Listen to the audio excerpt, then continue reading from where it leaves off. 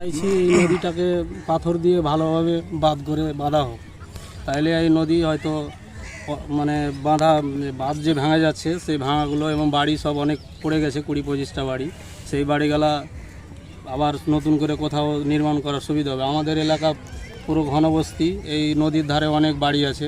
যদি এই নদী না বানা হয় তাহলে আমাদের পূর্ববর্তী বিগত 70 বছর আগে যে বাড়িগুলো আমাদের নদীতে পড়েছে আমার বাপদাদাদের, আবারও আমাদের বাড়িগুলো এই নদীতেই চলে যাবে। তো সেহেতু আমরা কেন্দ্র সরকারকে বা রাজ্য সরকারকে, উভয় সরকারকে আমরা দাবি রাখছি যে তারা যাতে আমাদের দ্রুত এই নদীকে বাঁধ বেঁধে পাথর দিয়ে ভালোভাবে আমাদের এই কাজ করে, এটা আমাদের সরকারের কাছে দাবি।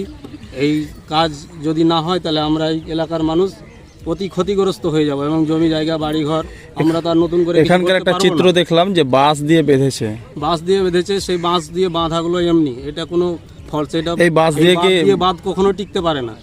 আমাদের এই বাঁধ বাঁধানো পাথর ছাড়া কাজ হবে না। কোথায় এটা ভাঙনটা হয়েছে?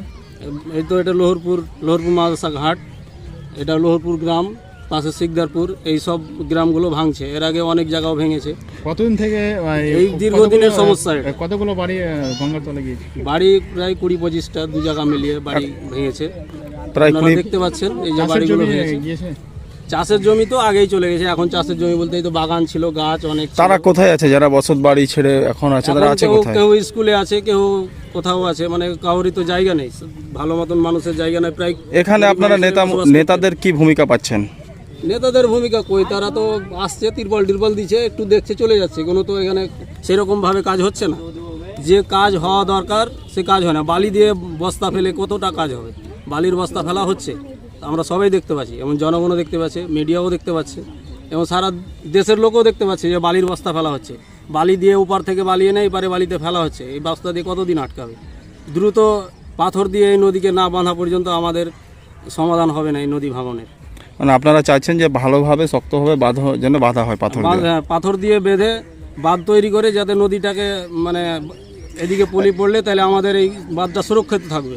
যখন এই গঙ্গা ভাঙে তখন এই নেতা মন্ত্রীদেরকে দেখা যায়, আপনাদের অনেকের অভিযোগ। বাকি সময়গুলোতে তারা কি আসে? তারা কি খোঁজ খবর নেই? তারা ওই রকম কই, আমরা তো দেখতে পাই না। তখনই আসে যে যখন বাঁধ ভাঙে, যখন জানুয়ারি, ফেব্রুয়ারি, মার্চ এই সব সময়গুলোতে, খরার টাইমে আসলে বাঁধগুলো বাঁধার সুবিধা থাকে, তখন আসে না, দেখা পাওয়া যায় না, তখন কাউরি মাথা ব্যথা থাকে না। নেতা মন্ত্রীদের তখন দেখা পাচ্ছে না। নেতা মন্ত্রী তারা এখানে আসে না তখন এই বাঁধগুলোর নির্মাণ করার জন্য, এবং সরকারের যে সদর্থ ভূমিকা রাখা উচিত সেটা কিন্তু হচ্ছে না। ঠিক আছে, আপনার নাম? আমার নাম হারুন রশিদ, বাড়ি সাহেবনগর।